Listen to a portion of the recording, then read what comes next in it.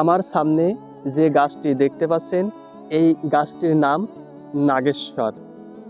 এর ইংরেজি নাম সেইলন আইরনউড বা ইন্ডিয়ান রোজ চেস্ট নাট। এটির একটি শোভাবর্ধক চিরসবুজ গাছ।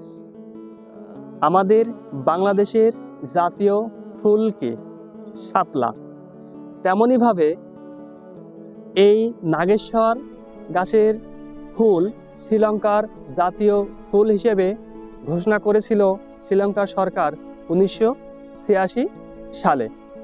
এবং এই নাগেশ্বর গাছের ফুলকে ডিম পোস্ট ফুল বলা হয়, যেহেতু ডিম পোস্ট করলে যেমন চারিপাশে সাদা মাঝখানে কুসুম থাকে, ঠিক তেমনইভাবে এই নাগেশ্বর গাছের ফুল চারিপাশে সাদা মাঝখানে কুসুম।